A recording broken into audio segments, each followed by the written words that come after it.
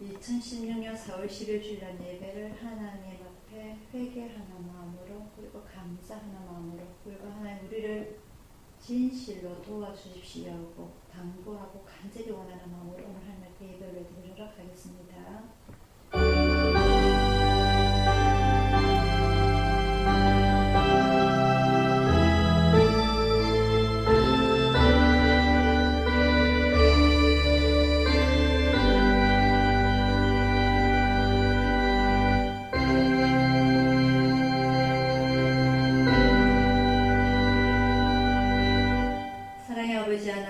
아버지 하나님의 은혜를 진실로 감사를 드립니다.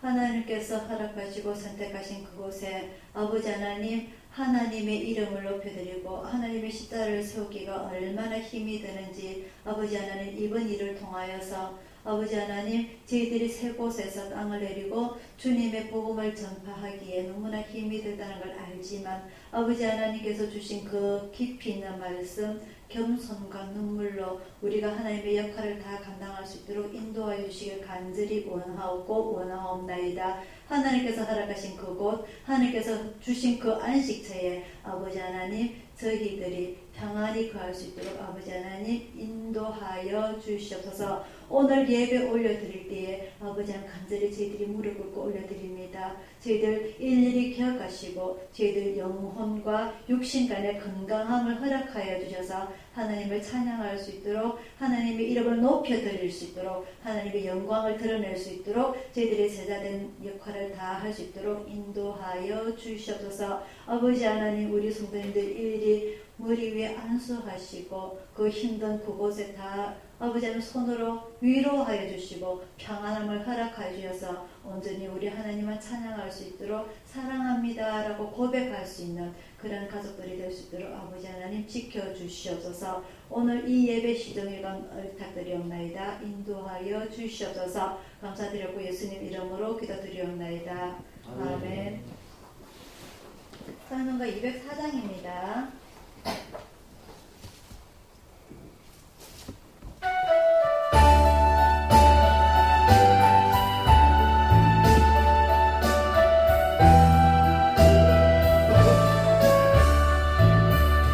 예수로 나의 구주 삼고 성령과 비로소 거듭나니 이 세상에서 내 영혼이 하늘의 영광 누리도다.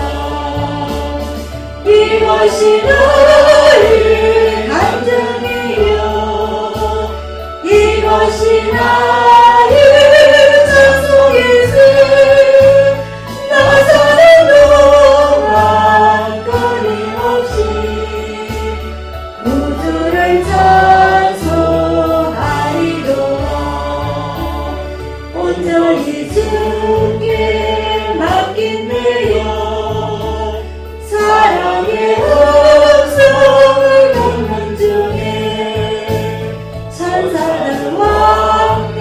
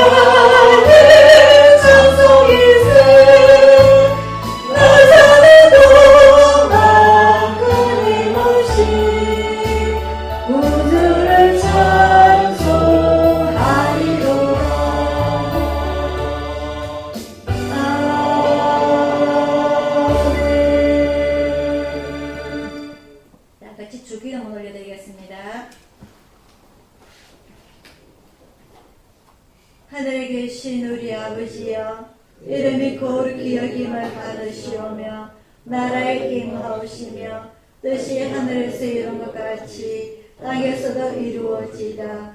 오늘날 우리에게 일용할 양식을 주시고 우리가 우리에게 죄지은 자를 사하여 준 것 같이 우리 죄를 사하여 주시고 우리를 시험에 들게 하지 마옵시고 다만 악에서 구하옵소서. 내게 나라와 권세와 영광이 아버지께 영원히 있사옵나이다. 아멘. 교도문 48번입니다.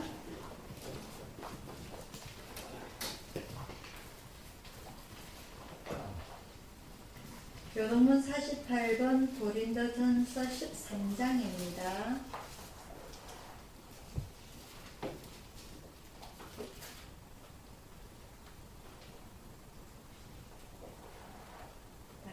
교도하시겠습니다.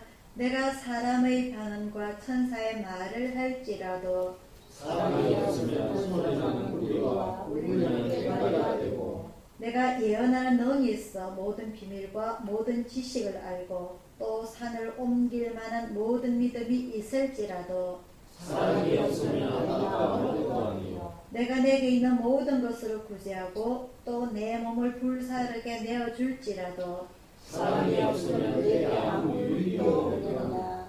사랑은 오래 참고 사랑은 온유하며 투기하지 아니하며 사랑은 태어나지 아니하며 교만하지 아니하며 무례히 행치 아니하며 자기의 유익을 굳지 아니하며 성내지 아니하며 악한 것을 생각지 아니하며 우리를 기뻐하지 아니하며 진리와 함께 기뻐하고 모든 것을 참으며 모든 것을 믿으며 모든 것을 바라며 모든 것을 견디느니라. 사랑은 언제까지든지 떨어지지 아니하나 미련도 패하고 방언도 그치고 지식도 패하리라. 그런즉 믿음, 소망, 사랑 이 세 가지는 항상 있을 것인데 그 중에 제일은 사랑이라. 아멘. 교회 소식 전해 드리도록 하겠습니다. 이제 다음 주 예배만 여기서 드리게 될 거고요. 다음 주 목요일은 이사를 가게 될 겁니다. 대충 우리가 짐을 옮겨 놓긴 했는데 제가 아직 2층에 짐이 많아가지고 저걸 언제 싸나 지금 정말 그 날짜에 이사를 되긴 가야 되는데 제가 그날까지 짐을 다 싸주실지 그게 제가 지금 큰 고민입니다. 지금 자잘한 짐들이 너무 많고 이번에 보니까 버리는 게 거의 3분의 1도 되는 것 같아요. 무슨 그렇게 숙식이 박식이가 많은지 참 사람 산다고 그것도 참 그런 것 같습니다. 어쨌든 21일 날 이사를 하게 될 거고요. 아침에 제가 그 차하고 이렇게 큰 물건들을 옮길 수 있는 차를 제가 미리 불러 놓을 겁니다. 그래서 여러분들 천천히 제가 이렇게 해라 저렇게 해라 이제는 말할 제 나름대로 여유가 없어요. 이제는 그래서 그런 여러분들 스스로 다 준비를 하셔서 제 날짜 이사를 할 수 있기를 바라고요. 정말 제가 8년 여기에 있었던 것 같아요. 8년 정도 있었던 것 같은데 짐들을 하나하나 정리해보니까 그때 그 당시에 막 이런 물건들이 막 나오고 그러더라고요. 그래서 정말 오래 있었구나 제가 생각을 합니다. 어쨌든 새 집에서도 우리가 건강하게 이제는 좋은 공기 마시면서 그쪽에서 산이라고 또 못하지만 좋은 공기 마시면서 여러분들이 건강을 잘 챙기시기를 바랍니다. 찬송가 338장 부르시면서 준비하신 헌금할때 올려드리도록 하겠습니다.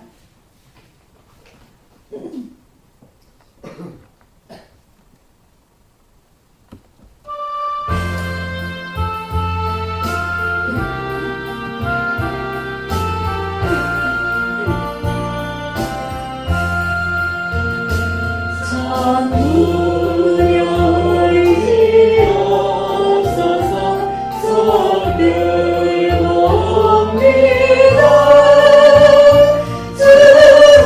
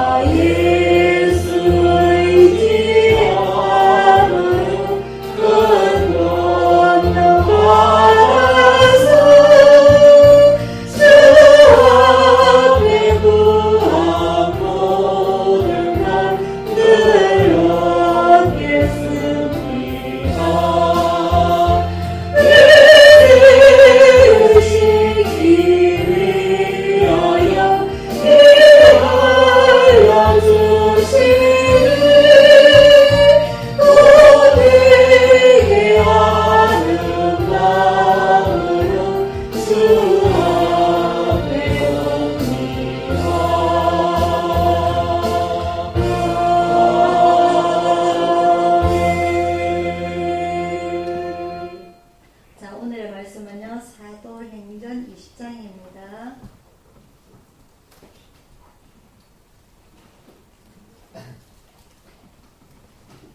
사도행전 20장 17절에서 35절 말씀, 신약성경 224페이지입니다.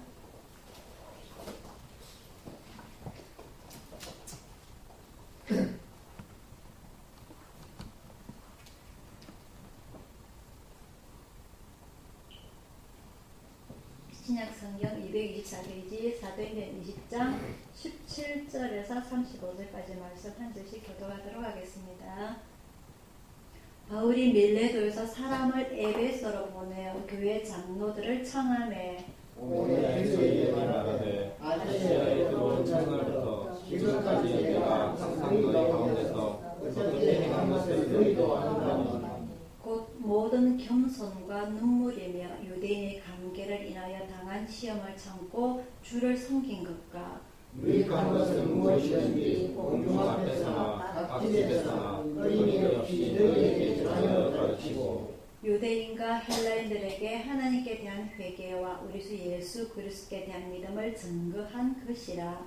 보라 이제 나는 신령의 은혜를 받아 예루살렘으로 가는데 저기서 무슨 일을 만났는지 알지 못하노라. 오직 성령이 각 성에서 내게 증거하여 결박과 환난이 나를 기다린다 하시나 나의 달려갈 길과 주의 뜻에 받은 사명 곧 하나님의 은혜의 복음 증거하는 일을 마치리라 하면은 나의 생명을 조금도 귀한 것으로 여기지 아니하노라. 보라 내가 너희 중에 왕래하며 하늘 나라를 전파하였으나 지금은 너희가 다 내 얼굴을 다시 보지 못할 줄 아노라. 그러므로 오늘 너희에게 전하노니 모든 사람의 피에 대하여 내가 계속하니 이는 내가 꺼리지 않고 하나님의 뜻을 다 너희에게 전하였음이라. 너희는 자기를 위하여 또는 양떼를 위하여 창사라. 성령이 너희들 가운데 너희라고 강독자를 삼고 하나님이 자기께서 하신 교회를 지배하시느냐. 내가 떠난 후에 흉악한 이리가 너희에게 들어와서 그 양떼를 아끼지 아니하며 또한 너희 중에서 제자들을 끌어 자기를 쫓게 하려고 어그러진 말을 하는 사람들이 일어날 줄 내가 아니. 그러므로 너희가 일깨어 내가 3년이나 밤낮 쉬지 않고 눈물로 각 사람을 훈계하던 것을 기억하라. 지금 내가 너희를 주와 그 은혜의 말씀에 부탁하니 그 말씀이 너희를 능히 전능히 세우사 그렇게 하심을 입은 모든 자 가운데 기어 있게 하시리라. 내가 아무의 은이나 금이나 의복을 탐하지 아니하였고 너희 아는 바에 이 손으로 나와 내 동행들이 쓰는 것을 당하여 범사에 다 같이요 범사에 너희에게 복음을 보였노니 곧 이같이 수고하여 약한 사람들을 돕고 또 주 예수의 친히 말씀하신 바 주는 것이 받는 것보다 복이 가심을 기억하여야 할지니라. 아멘. 기도하겠습니다. 사랑의 아버지 하나님, 오늘 바울의 일대기를 통하여서 자기의 가진 그 모든 좋은 배경들을 다 버리고 주님의 복음을 위하여서 자기의 생명까지 아깝지 않게 내어놓은 믿음의 조상 바울에 대해서 배우고자 합니다. 아버지 하나님, 오늘 저희들이 교회 이전을 앞두고 저희와 똑같은 상황에 처해 있는 것을 비교해 볼 때에 오늘 바울의 믿음을 저희들이 배우고자 원합니다. 바울이 행했던 그 지혜를 아버지 하나님 오늘 저희들이 배우고자 원하고 따라가고자 원합니다. 주님의 복음 사역을 위하여서 저희들이 겸손하게 눈물로 아버지 하나님 주님의 말씀 따라갈 수 있도록 저희들의 마음을 다스려 주옵소서. 비록 속으로는 화가 많이 나고 부당하고 뭔가 말이 안 되는 것 같지만 이 모든 것이 내 개인의 이익이 아니라 하나님의 복음을 위해서 저희들이 참을 수 있도록 함께하여 주옵시고, 저 무지한 사람들, 하나님을 알지 못하는 사람들, 남에게 배려, 봉사, 구제 이러한 단어를 모르는 사람, 저 사람들에게 아버지 하나님 저희들이 너그러운 마음으로 헤아릴 수 있도록 저희들을 먼저 인도하여 주시옵소서.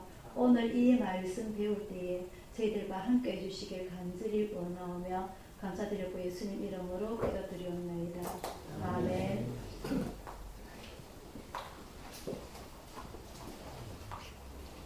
자, 오늘 그 바울의 일대기를 통하여서 이제 사도행전을 마치고자 하는데요. 지난주에 제가 여러분들에게 사울의 그 과거에 대해서 말씀을 드렸습니다. 그죠? 그 부모님들이 로마에 가게 될 수밖에 없는 배경, 그리고 바울의 부모님은 바울이 좋은 대학을 나와서 출세하기를 원했지만은 그 예수님을 만난 바울은 그 이후로부터 모든 것을 다 버려두고 예수님의 복음을 위해 살았던 것을 알 수가 있습니다. 그래서 우리가 보통 교회를 세우고자 하면요, 이웃에 대한 배려가 있어야 되는데, 예를 들어서 우리 교단에서 어느 한 거리를 두고서 교회를 개척을 해야 된다는 그런 게 교회 법에 있어요. 우리가 예를 들어서 새생교회가 먼저 우리가 이사를 올 때에 새생교회가 자리를 먼저 잡고 있었기 때문에 우리 교회가 이사를 오면서 교회 간판을 올리지 못하는 것, 그러한 것들이 서로가 서로에 대한 말을 하지 않지만 배려라는 거거든요. 그래서 많은 사람들이 찾아올 때 예수촌 구조대로 찾아오세요 하고 전화를 하면 그 새생교회 옆에요 이렇게 말을 합니다. 또 어떻게 보면 우리가 또 기분이 나쁠 수도 있고 자존심 상하는 문제일 수도 있지만 그건 새생교회 목회자와 그 교인을 위한 배려라고 우리는 생각을 했거든요. 그래서 우리가 지금까지 이루었는데, 마찬가지로 사도 바울이 예수님의 복음을 전하고자 했지만 이미 예루살렘과 온 유대에는 누가 있느냐? 예수님의 원래 12제자가 있었단 말이죠. 그죠? 예수님을 배신한 가룟 유다 말고 누가 한 명이 추가가 됐죠? 마띠아, 그죠? 마띠아가 추가가 돼서 12명의 사도가 이미 예루살렘을 중심으로 해서 복음 사역을 하고 있었기 때문에 이 바나바는 예루살렘과 이스라엘을 벗어난 곳으로 이제 복음을 내가 전해야 되겠다라고 생각을 하고 있어요. 왜냐하면은 이미 바울은 어디에서 태어났다고요? 로마. 그렇죠. 로마에서 태어났어요. 로마에서 태어난 유대인이기 때문에 굳이 예루살렘이 아니더라도 내가 예수님의 복음을 전파할 곳은 있다라고 생각을 한 겁니다. 그래서 우리가 이스라엘 지도가 생각을 해볼 때 이스라엘에서 로마하고는 거리가 좀 멀어요. 그래서 로마는 또한 그 당시에 예수님이 사시던 초대교회 당시, 아니면 예수님께서 돌아가시고 초대교회가 생겨날 그 당시에 누가 전 세계의 제국이었냐면 바로 로마입니다. 로마이기 때문에 그 로마에서 기독교를 전파하는 것은 그거야말로 자기 생명을 내놓고 하는 일이었어요. 그래서 중간에 건너뛰기 전에 이 이스라엘은 여러분들 잘 알다시피 중동 지방입니다. 그죠? 우리나라는 어느 지방일까요? 5대양 6대주에서 대륙을 봤을 때 우리는 아시아 지역입니다. 그래서 이 바울은 예수님을 만나고 나서 사명을 받은 것이 내가 예루살렘이 아닌 이 아시아를 거쳐가지고 유럽으로 넘어가야 되겠다. 로마를 거쳐서 유럽으로 넘어가야 되는 그런 생각을 가지고 있었어요. 그래서 바로 로마나 유럽으로 뛰어간 것이 아니라 일단 소아시아를 먼저 공략을 해야 되겠다 해서 소아시아에서 먼저 교회를 세우게 됩니다. 전도를 하고. 그 동력자가 누구였죠? 그죠? 바나바죠. 그죠? 바나바가 어떤 역할을 했다고 했습니까? 기존의 12제자와 이 사도 바울 간의 사이를 중재를 했던 사람입니다. 바나바가. 그래서 둘이서 어디에서 소아시아의 맨 처음 어디에서 교회를 개척을 하게 되죠? 안디옥에서 먼저 교회를 개척하게 됩니다. 그래서 거기서 사역을 하다가 이제 바울이 거기서 전도 여행을 떠나게 돼요. 또 다른 곳으로. 그래서 우리가 잘 아는 1차 전도 여행, 2차 전도 여행, 3차 전도 여행이 사도행전 13장부터 이루어지게 돼요. 그래서 전도를 하면서 세웠던 곳이 바로 사도행전 다음에 어디가 있습니까? 성경의 순서상으로 로마서, 그죠? 로마서가 어떻게 보면 좀 뒤에 나와야 되는데 조금 앞에 나왔어요. 왜냐하면 사도행전 28장에 사도 바울이 로마에서 유배를 당하면서 전도를 했던 것이 바로 로마서인데, 어떻게 보면 연도순으로 봤을 적에는 로마서가 뒤에 나와야 되는데, 어쨌든 순서상은 로마서가 나옵니다. 그 다음에 로마서 다음에 누가 있죠? 고린도, 그죠? 고린도 전후서가 나옵니다. 그래서 고린도의 교회에 첫 번째, 두 번째, 전서, 후서 두 번의 편지를 적었다고 해서 전서, 후서라고 성경에 기록이 되어 있는데, 고린도서, 그 다음에 갈라디아, 그 다음에 에베소, 빌립보, 골로새 쭉 여러 곳을 전도했던, 자기가 전도를 해서 교회를 세우고 그곳에 목회자를 세워서 목회를 세우고 자기는 또 다른 곳을 전도하고, 그런 자기가 전도해서 세웠던 그 교회들에게 편지를 계속 보내는 내용들이 바로 성경책이라는 말입니다. 신약성경. 그래서 바울이 몇 권을 썼다고요, 신약에? 그렇죠. 아시겠죠, 그죠? 자기가 개척한 곳을 다 편지를 했단 말입니다. 그래서 이렇게 여러 곳을 전도를 하면서 오늘 우리가 본문을 읽었던 내용은 에베소입니다. 그죠? 에베소에서 고별 설교를 하는 거예요. 무슨 말이냐면은, 이제 이 소아시아에서 여러 곳에서 이미 내가 전도를 해서 교회를 많이 개척을 했기 때문에 이제 내가 처음에 품었던 그 생각, 포부를 실천을 해야 되겠다. 그래서 로마도 가게 되고 유럽으로 거쳐가야 되겠다는 생각을 가지고 있어요. 근데 원래 바울이 예수 믿기 전 이름이 뭐죠? 그죠? 이 예수 믿기 전에 사울이었을 때 직업이 뭐였습니까?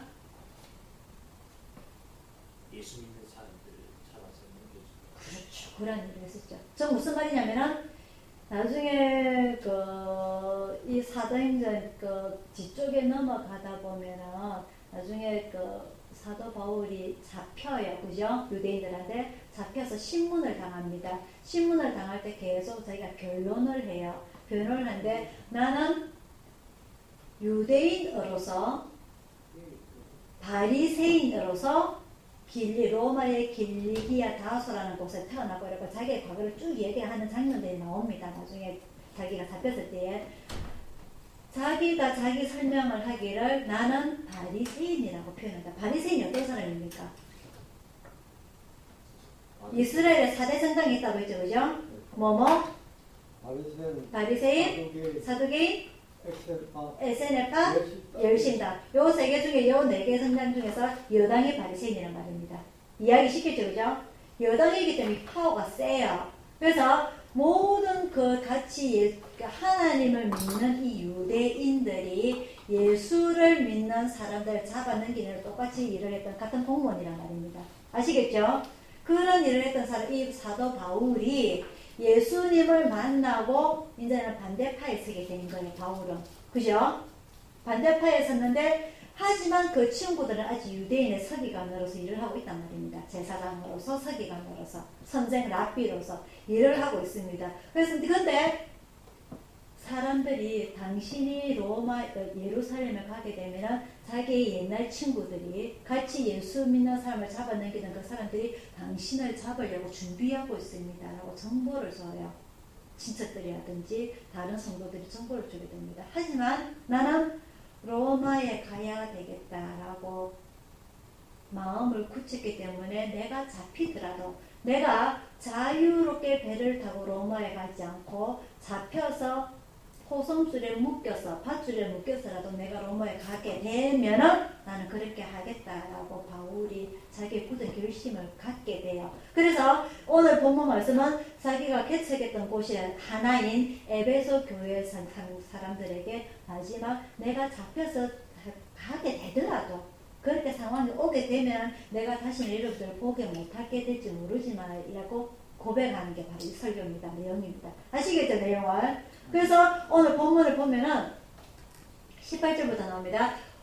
내 오매 저희에게 말하되 아시아에 들어온 첫날부터 지금까지 내가 항상 너희 가운데서 어떻게 행한 것을 너희도 아는 바니 곧 모든 겸손과 눈물이며 유대인의 관계를 인하여 당한 시험을 참고 주를 섬긴 것과. 이 말이 여러분들에게 와닿습니까? 제가 어제 그 사람들한테, 노포동 사람들한테 딱 당한 장면이 이 바울이 너무너무 연관이 되는 거예요. 우리가 그 노峰에 들어간 첫날부터 우리가 마지막 언제까지, 여러분들의 마지막, 제가 마지막이 언제 될 건지 끝까지 우리가 얼마 정도의 핍박을 받고 지내야 될지 모릅니다. 제가 누누이 말씀을 드렸죠. 우리는 지금 너무나 편한 세상에서 예수를 믿고 있다고. 예배 자유롭게 드릴 수 있죠. 그죠? 언제든지 하나님께 와서 예배 드릴 수 있고, 기도할 수 있고, 성경 읽을 수 있고, 이런 자유가 있는데, 종교의 자유가 없는 나라들이 아직도 미개 국가에 있습니다. 그죠? 북한을 비롯해서 미개 국가에 있는데, 우리가 북한에서 교회가 있을까요? 없을까요? 있죠. 그죠? 드러내놓고 있습니까? 어떻습니까? 드러내놓고 있는 곳이 몇 개 있어요. 평양교회. 왜? 선전용으로. 선전용으로. 우리도 자유가 있다. 선전용으로 교회가 있고요. 그 나머지는 전부 다 어떻게 쓰면 지하에 있든지 아니면은 집에서 이불 뒤집어서 촛불 켜놓고 성경 본다든지 이렇게 힘들게 신앙생활을 하고 있습니다. 그죠?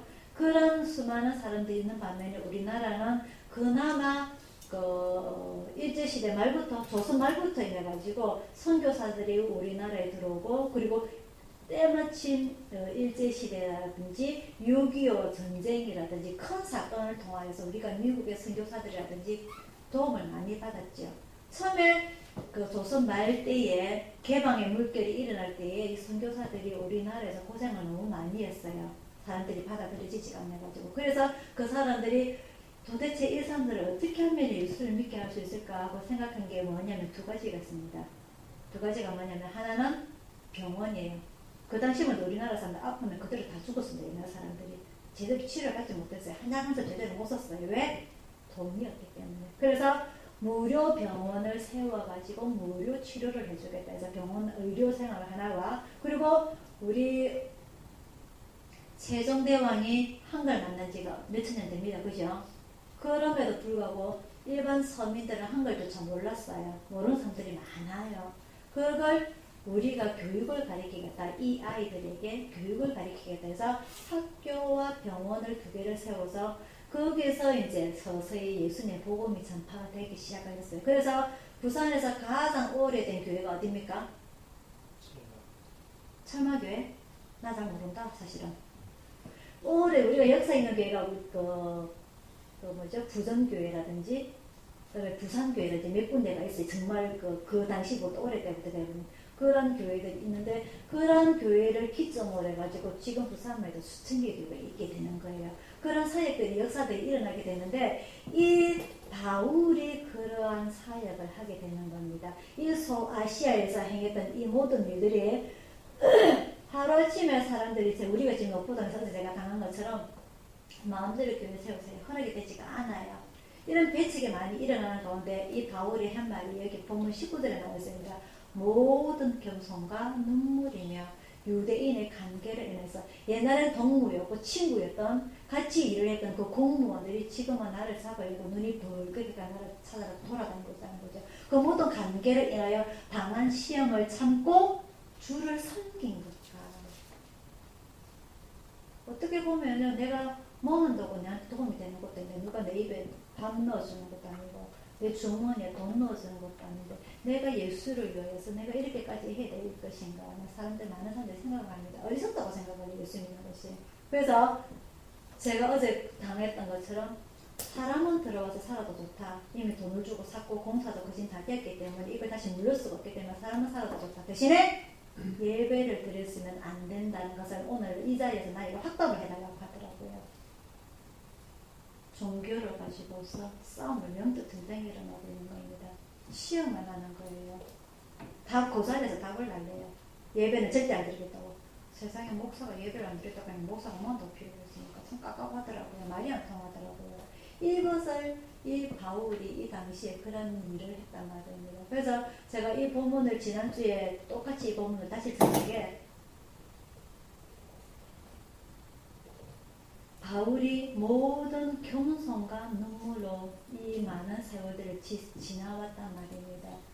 이 당시에 바울이 여기서 고별 설교를 하고 이렇게 바울의 행적을 살펴보게 되면요, 여기서 고별 설교를 하고 예루살렘으로 넘어갑니다. 그래서 예루살렘에 가서 베드로를 중심한 교회에 초대교회에 가서 내가 이렇게 선교 사역을 했습니다 하고 보고를 해요. 보고를 하고 나서 이제 줄에 묶여가지고 로마로 가게 돼요. 그게 사도행전 28장의 내용인데 거기서 자유롭게 생활하는 것이 아니라 로마에 누가 있습니까? 지금 바울이 로마를 가게 되면 자기 부모와 형제들이 있습니다. 거기서 살고 있어요. 그럼에도 불구하고 그 로마에서 자유롭게 사는 것이 아니라 죄인으로서 유배를 당해서 2년 동안 거기서 살게 되고 있다고 사도행전 28장에 마지막에 기록이 되어 있거든요. 그래서 그러한 일을 당할 것까지 자기가 미리 예측을 하고 있으면서도 불구하고 그 일을 행하겠다고 자기가 생각을 하고 이렇게 표현을 하는 겁니다. 그래서 22절에 나옵니다.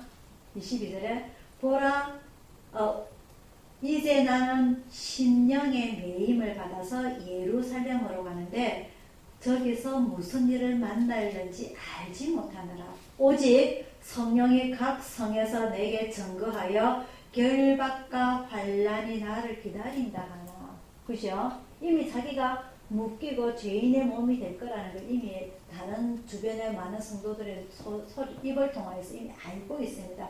그럼에도 불구하고 24절입니다. 나의 달려갈 길가 주 예수께 받은 사명 곧 하나님의 은혜의 복음 증거하는 일을 마치려 하면은 나의 생명을 조금 더 귀한 것으로 여기지 아니하노라. 이게 바로 바울의 믿음이란 말입니다. 어떻게 보면 자기가 예루살렘 안개만 잡히지 않아요. 그죠? 그냥 소아시아에서 살면 자유롭게 살면 돼요.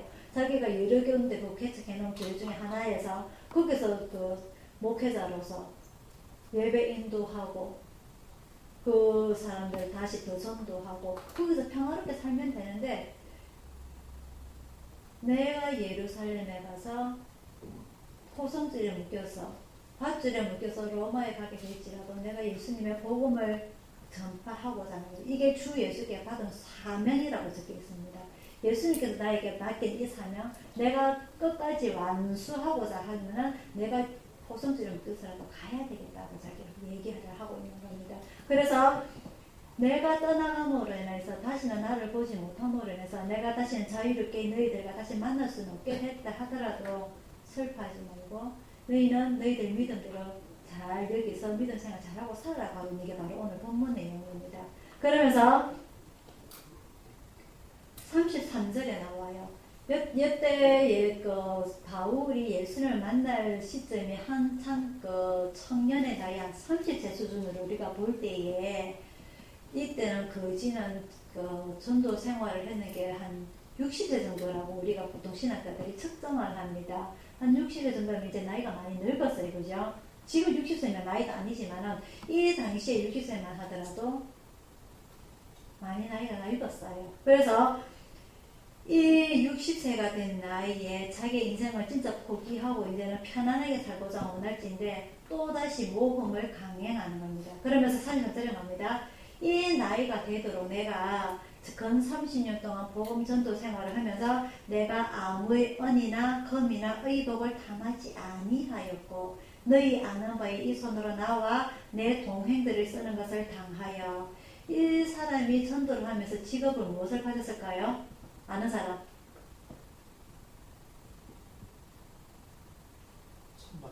그렇지. 손 맡기는 일을 했단 말입니다. 즉 사례비를 받지 아니하고 교회에서 사례비를 받지 아니하고 자기가 직업을 가지고 그 번 돈으로 생활을 했단 말입니다. 이해가 됩니까? 그래서 너희 아는 바에 천막을 깁어서 이것을 돈을 벌어가지고 천막 깁는다고 큰 돈 벌진 않아요. 그냥 굳이 먹을 수 있는 그 정도. 이 손으로 나와 내 동행들이 쓰는 것을 당하여 35절입니다. 범사에 너에게 모본을 보였노니 곧 이같이 수고하여 약한 사람들을 돕고 또 주 예수의 친히 말씀하신 바 주는 것이 받는 것이 복이 따심을 기억하여야 할지니라 라고 마지막 말씀이 나와 있습니다. 예수님께서 십자가에 돌아가실 때에 그 십자가 위에서 7마디를 했다고 했습니다. 그죠? 그 7마디를 뭐라고 그런다고요? 가상칠언에서 예수님께서 한 말씀이 하나가 있어요. 저들을 용서해 주옵소서. 저들은 저들이 하는 죄를 알지 못하나이다. 자기 죄가 없는 예수님을 십자가에 못 박아 죽이는 저들의 죄는 자기들이 뭐 하는지도 모르고 있다. 저들이 안다면 나를 이렇게 하지 않을 것인데 라고 하나님 앞에 저들의 죄를 용서해달라고, 자기가 나는 죄를 짓지 않아서 라고 변명 한마디 하지 않냐고 오히려 저 사람들을 용서해달라고 기도하는 그 장면을 우리가 보고요. 또 사도행전에 또 똑같은 말 하는 사람이 있습니다. 누구죠? 스데반입니다. 7 집사 중에 한 명인 스데반 집사가 그 공터에서 전도사 설교를 할 때에 사람들한테 돌을 맞아 죽죠. 그죠? 그 돌을 맞아 죽을 때 스데반 집사가 합니다. 하나님 주여 저들의 죄를 용서해 주옵소서. 저들은 저들이 하는 죄를 알지 못합니다. 어제 그 노포동 사람들이요, 그 10가구 중에서 우리 가구 빼면 9가구, 젊은 사람 2가구 빼면 7가구예요. 7가구 중에서 그 정말 나이 많은 한 90점 돼 보이는 사람 할머니도 계시고요. 그나마 이제 목소리가 큰 사람이 그 할아버지 한 분, 할머니 한 분, 우리 바로 뒷집이에요. 그 뒷집 2분인데 이분들이 뭐 삿대질을 해가면서 뭐 노발대발 하는데 제가 정말 사람 같았으면 내가 뭘 잘못했는데 변명할 수 있는 문제거든요. 내가 내 돈 주고 집 사가지고 내가 하겠다는 게 누구가 무슨 상관이 갈 수도 있지만은 이거는 하나님의 사역에 내 이름이 아닌 하나님의 이름이 들어가는 것이기 때문에 무조건 잘못했다고 미안하다고 제가 사과를 했거든요.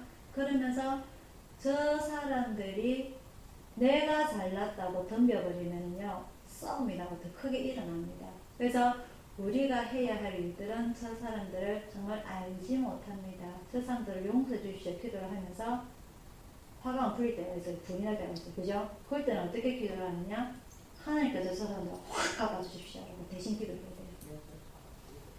무슨 말인지 아시겠죠? 내가 정말 성질이 난다, 내가 정말 감당이 안 됐다 할 때 하나님께서 저 원수 좀 갚아주십시오 하고 대신 기도를 하는 거예요. 그러면 하나님께서 그 사람들을 어떻게 손을 대시겠죠. 그죠? 제가 여태까지 신앙생활 해본 경험을, 그런 경험들 많이 겪어봤기 때문에 어제 저한테 그렇게 한 것 하나님께서 다 보셨으니까 그 하나님께서 그분들에게 다 갚아주실 거예요. 제가 뭐라고 뭐 똥물을 그지 마당에 안 붓더라도 하나님께서 그분들에게 다 갚아주시라고 제가 믿습니다. 그래서 우리가 해야 할 일은 오늘 우리가 바울이 했던 것처럼 겸손과 눈물로 기도를 하는 수밖에 없습니다. 절대 대들지 말고요, 성질 부리지 말고 우리는 참고 기도만 해주십시오. 하나님께서 갚아주십시오. 하나님께서 치시면요 그 사람들의 생명은 하루아침에 끝나는 거예요. 그죠? 그런 경험을 우리가 기적을 볼 수 있도록 하라고요. 물론 생명을 없앤다는 건 쉽지가 않은 일이기 때문에 그런 일이 일어나서는 안 되는 일이고요. 어쨌든 간에 우리 스스로가 노력할 일은 오늘 바울처럼 하기 힘들어요. 솔직히 참고 산다는 것. 하지만 그럼에도 불구하고 모든 겸손과 눈물로 우리가 이겨낼 수 있도록 이 바울의 믿음을 오늘 우리가 꼭 배울 필요가 있기 때문에 지난주에 이어서 제가 다시 한번 이 본문을 주제로 삼았습니다. 그래서 이 바울이 행해서 결국은 정말 예루살렘에 가서 묶여서 많은 사람들에게 또 신문을 받아요. 예수님께서 묶였을 때에 누구누구에게 신문을 받았냐면요, 대제사장, 그리고 그 당시에 왕이 누구죠? 헤롯. 그 다음에 로마에서 보내온 총독 누구죠? 빌라도 말고 빌라도. 이런 사람, 여러 사람에서 이렇게 돌아가면서 신문을 받았잖아요. 그죠? 마찬가지로 바울도 신문을 받습니다. 대제사장한테도 가고, 그리고 이 당시는 또 바울 당시에는 왕이 바뀌어가지고 아그리빠 왕이에요. 그 아그리빠 왕에도 가서도 신문을 받고, 또 총독한테도 가서 이렇게 신문을 여러 번 받게 됩니다. 근데 이제 하나의 상식으로요, 바울 당시에 신문을 받을 때 제가 조금 전에 아그리빠 왕이라고 하는데 아마 그 사도행전 25장 6장에 보면 나와요. 이 사람이 누구냐면은 그 세례 요한 기억나시죠? 세례 요한이 뭐 어떤 일을 했던 사람입니까? 성일국에다가 천국을 약간 말했던 것 같아요. 전도를 하고 예수님한테 세례를 행했던 사람입니다. 그죠? 그래서 세례를 많이 행했기 때문에 우리가 세례 요한이라고 부르는데 세례 요한이 마지막에 죽게 되죠. 왜 죽게 되죠? 헤로디아 그 헤롯 왕이 그 부인이 헤로디아인데 이 헤로디아가 무슨 말이냐면요. 예수님 당시에 이 헤롯 왕이 있었는데 그 헤롯 성전을 지은 그 예루살렘 성전을 지은 헤롯 왕이 있었는데 이 헤롯 왕이 죽게 되면서 그 아들이 3명인가 4명이가 있게 돼요. 그 중에 한 명이 이 헤롯이고 근데 이제 왕이 이어지면서 헤롯이라는 이름을 똑같은 이름이 참 많기 때문에 우리가 헷갈리는 부분들이 성경에 참 많습니다. 그 중에 아들 이름이 하나가 헤롯이고 하나 이름이 조금 전에 말했던 아그리빠 그리고 하나 이름이 빌립이라는 동생이 있어요. 이제 배다른 동생들이 왕이기 때문에 배다른 동생들이 많아요. 그 배다른 동생 빌립의 부인이 누구냐? 헤로디아입니다. 그래서 이 헤롯이 완력으로 순진한 동생의 그 빌립의 부인 헤로디아가 이뻤는가 봐요. 그 부인을 뺏어옵니다. 동생이 형님 뭐 마음에 든다 하면 가지고 가세요. 지 마누를 뺏기는 입장이 되는 거예요. 무슨 말인지 아시겠죠? 그죠? 그래서 세례 요한을 봤을 적에 그게 정당합니까? 정당 안 합니까? 대놓고 니 못됐다라고 표현을 했어요. 왕이 내가 니 그래만 되나 다른 사람도 아니고 어떻게 남편이나 그것도 남편이 지 동생의 마누라를 뺏어올 수가 있냐 해서 계속 세례 요한이 계속 요러고 다녔어요. 그러니까 눈에 거스리게 했어요. 죽이고는 싶은데 이 세례 요한이 많은 제자들을 거느리고 있으니까 사람들이 눈이 못 써서 죽이지를 못해요.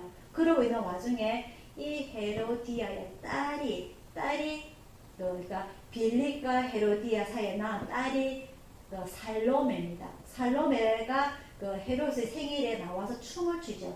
그래서 그 헤롯이 어이구 이뻐라 네 소원이 먹고 하니까 뭐라고 이야기합니까? 엄마한테 가서 헤롯 엄마한테 갑니다. 왕이 나에게 선물을 준다는데 뭐라고 말을 할까요?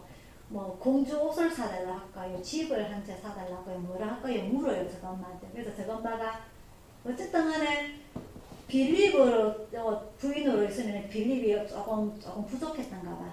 그래서 도저히 출세길이 없고 왕도 안 되는데 지금 왕 부인으로 가게 되니까 왕비가 되잖아요. 그죠? 지금 훨씬 자기가 좋거든. 그래서 저 우리를 시끄럽게 하는 세례 요한의 목을 달라 해라 라고 자기 딸한테 시킵니다. 참 희한하죠.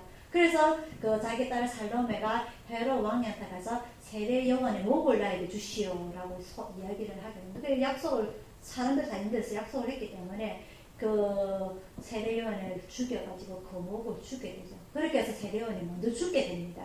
그래서 이 세례 요한을 그 엄마의 말을 듣고 세례 요한을 죽이게 되는 이 살로메가 나중에 성장을 해요. 이 성장을 해서 이 아그리빠와 결혼을 하게 됩니다. 참 역사 희한하죠, 그죠? 그래서 그냥 아그리빠 그러면 우리가 쉽게 흘러갈 수가 있는데 이런 세례 요한을 죽게 만들었던 살로메와 결혼했던 아그리빠 왕으로 우리가 기억하기가 편해요. 아시겠죠, 그죠?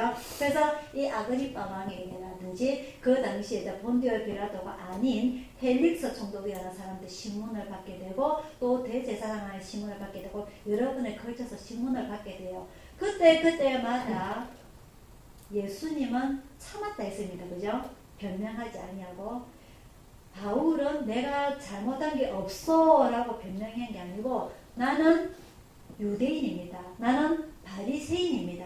나는 그럼에도 불구하고 로마의 길리기아 다사라는 곳에서 태어났습니다. 나는 로마의 시민권을 가지고 있습니다. 그럼에도 불구하고 나는 예루살렘으로 되돌아와서 예루살렘 대학을 졸업을 했습니다. 자기의 전략을 많이 이야기를 해요.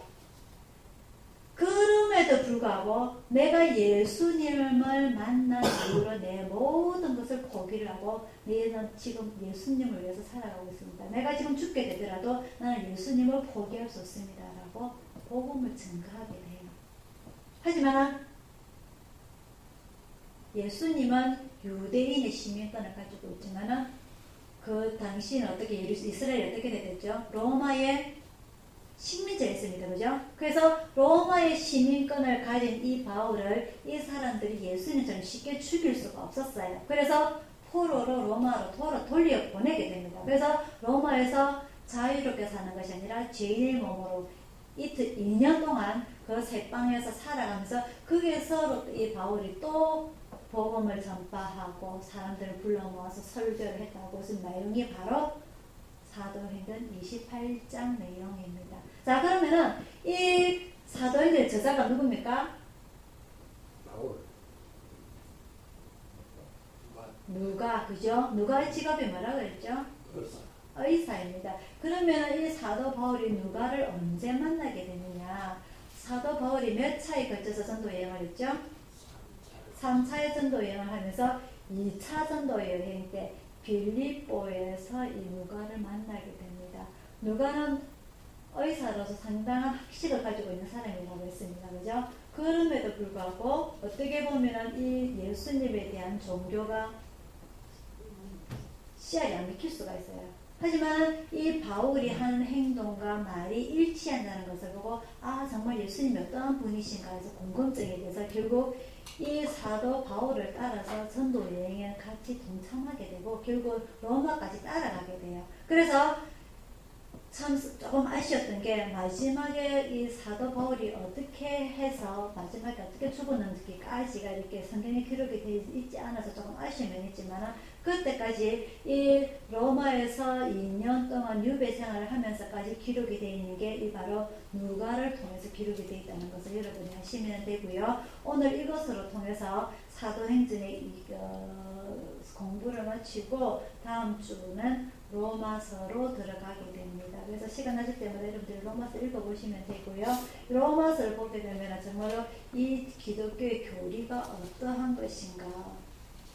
오늘 우리가 교동문에서 고린도전서 13장의 사랑에 대한 내용을 우리가 교독을 했는데요. 이 사랑이 정말 모든 걸 다 내어주고도 아쉽지 않을 만큼 내가 손해를 보고도 아쉽지 않을 만큼 어떤 내용인가 우리가 정확하게 알 필요도 있는 거고요. 그런 모든 교리를 아는 게 바로 이 로마서입니다. 오늘 우리가 본문의 마지막에 35절에 보면요. 바울이 예수님께서 하신 말씀대로 주는 것이 받는 것보다 복이 있다 하심을 기억해야 될 것인데 제가 어제 그 노포동 사람들 보면서 이 터세라는 게 이 사람들이 하는 말이 목적이 내가 누구에게도 도움도 받고 싶지 않고 내가 누구에게도 도움도 주고 싶지 않고 딴 내 혼자 편안하게 살겠다는 그런 내용들이 상당히 지배적이더라고요. 그래서 우리 동네에 사람들이 들락날락하는 것도 싫고 우리 동네에 차가 들락날락한 것도 싫고 우리는 그냥 조용하게 살다가 가고 싶다는 그런 말을 많이 하더라고요. 그래서 참 사람이 집 있고 대문 있으면 들락날락 해야만이 사람이 그죠? 그 집에 사는 사람 집 같은데 어떻게 저렇게 살아갈 수가 있는가? 오로지 자기밖에 생각을 안 하는 그런 좀 안타까운 점을 보면서 우리 기독교 교리는 뭐라고요? 받는 것보다 주는 것이 더 복이 있다. 이게 우리 기독교 교리입니다. 그래서 우리는 내가 손해를 보더라도 남에게 베풀어 줄 줄 알아. 그런 믿음을 우리가 가져야 할 것입니다. 자, 다음 주부터는 로마서로 넘어가도록 하겠습니다. 기도하겠습니다.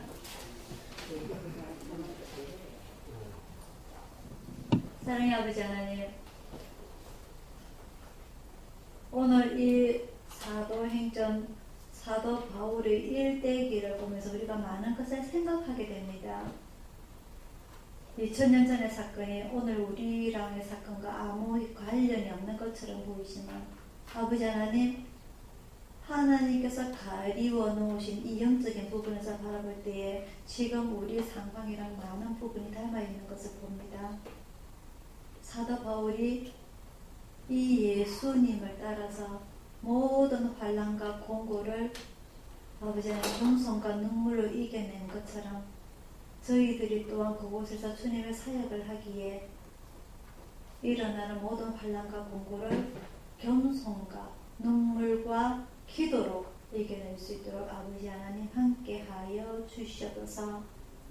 아버지 하나님, 이 주님의 교회는 자기들보다 훨씬 더 오래도록 가야 할 이 주님의 교회이기 때문에 오로지 주님께서 주장하시고 간섭하시고 지켜주셔서 이 교회가 잘 유지될 수 있도록 아버지 하나님 인도하여 주시옵소서.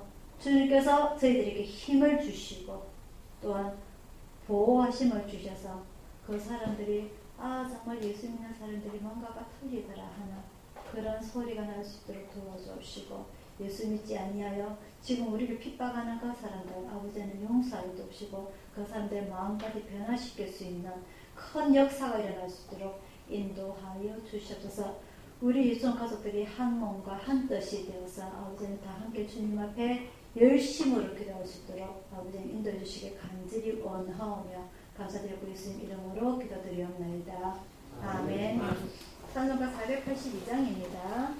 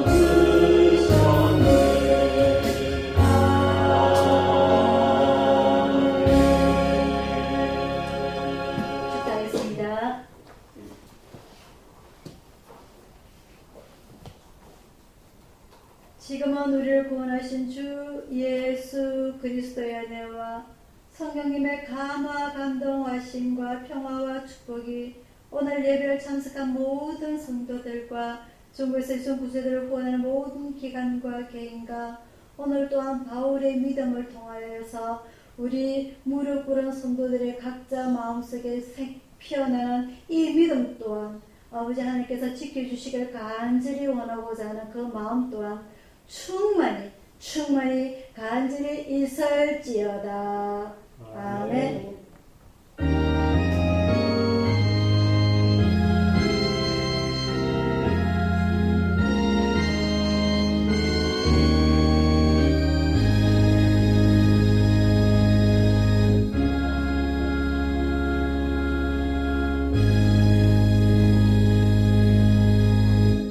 하나님 사랑합니다. 여러분 사랑합니다. 아무것도 말고